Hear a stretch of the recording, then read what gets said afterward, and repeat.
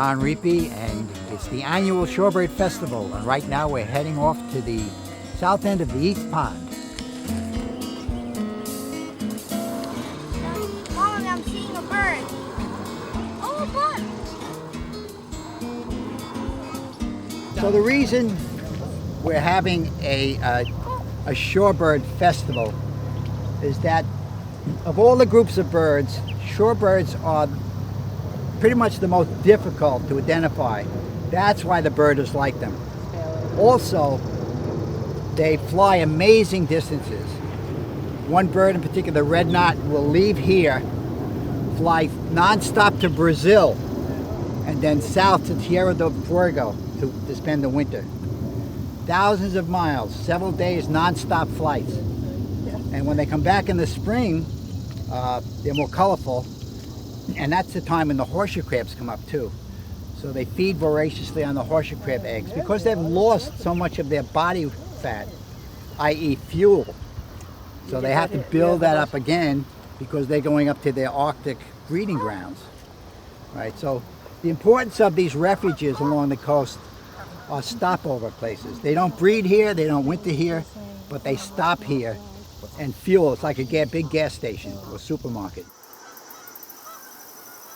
The Shorebird Festival is a really terrific partnership of New York City Audubon and the American Littoral Society and the National Park Service Gateway National Recreation Area. These are birds of the coast, and the coasts are an important focus for conservation right now around the world and in North America in particular. Birders like shorebirds because they're very competitive. So birders like to have a challenge, for example, to come and see a rare bird or tell the difference between a western sandpiper and a semi-palmated sandpiper, which may be just a little bit of a bill size, or see another bird that's just a little slightly different looking. So it's not easy to identify some of these smaller peeps or shorebirds. And it's a real challenge, and that's what birders really like. Some juvenile semi-palmated sandpipers just came in here. Notice how beautifully crisp their back feathers are, neatly arranged because every feather came in at the same time. The adult semis have a mixture of breeding and non-breeding feathers, so they're messy. They're kind of, some are black, some are silver, some are brown. But you can see the juvenile semis, very, very beautiful scalloped look to their back feathers. Nice kind of ginger colored fringes. That's how you age shorebirds this time of year. The juveniles look really fresh, the adults look kind of messy and worn. There's another lesser yellowleg. I've seen at Jamaica Bay, I've seen 30 species in a day. That's very rare, typically 20.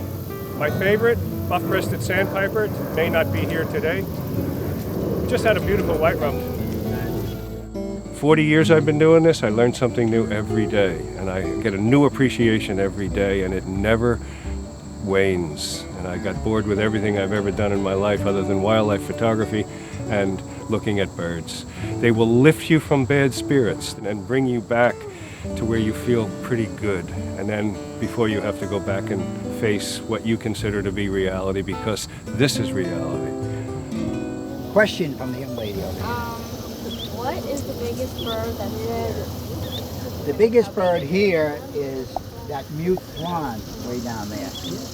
It's heavy, weighs maybe 15 pounds or more. The tallest bird is the great blue heron, which is hunting over there on the other side. It's so much different hearing about the environment, learning about wildlife from a book or from TV or from the internet. When you get kids out here, it's a completely different experience. Hearing the sounds, feeling the breeze, seeing the plants around you, being able to reach out and touch stuff, you will never get that from a book or from a screen.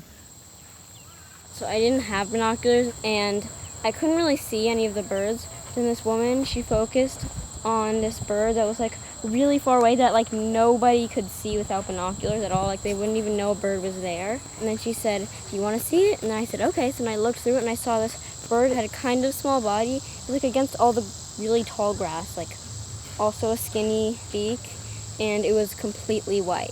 And I thought it was really cool.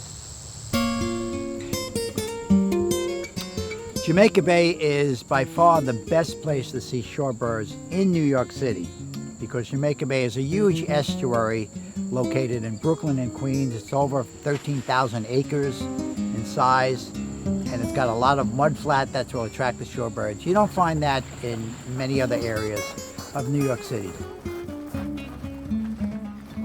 We have great and snowy egrets on the shoreline just directly across here.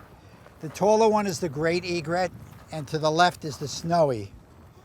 Now the great egret has a yellow bill, black feet, and the snowy has a black bill and yellow feet, and it's also smaller. There's a bird over to the right. Of That bird. Go in the water. At the far shoreline, American oystercatcher has To the left of a large yellow bill, but that's one shorebird we haven't seen on the other side. I'm gonna go tell your mother story. It might be a yellow-crowned night heron. Right on the other side Yeah. of the gulls, right? Yeah, I think it's a yellow-crowned night heron. Yes, I've been looking for the black-crowned night heron and the yellow-crowned night heron. So you're corroborating my sighting that this is a yellow-crowned night heron, right? Yep. Thank you. Take that to the bank, probably. What we see with shorebirds is a healthy coastline, healthy water, healthy birds. If the birds are healthy, the people are healthy. The major threat to shorebirds here and worldwide is habitat loss. As more and more marshes are filled in or become polluted, combined with sea level rise, gradually covering all the mudflats more and more, threatens the future existence of many of these species. I'm a true believer that people need nature. Nature makes people happy. Interacting with wildlife, with an animal, with a bird, you look at that bird and the bird looks back at you sometimes. There's nothing like it.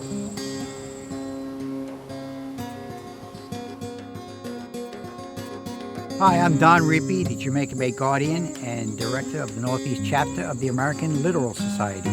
And I'm Alex Zablocki, the Executive Director of the Jamaica Bay Rockaway Parks Conservancy. For the past 20 years, groups like ours have been protecting and restoring habitats in and around Jamaica Bay. But a lot more needs to be done, and we could use your help. Consider volunteering to help us improve the Bay. As nonprofit organizations, we are grateful for any monetary contributions you can make to help us in these efforts. Finally, we invite you to share this video with your friends. And we invite everyone to come down to the Bay and explore the world of wonders that we have right here in our own backyard. Together we can protect and restore Jamaica Bay.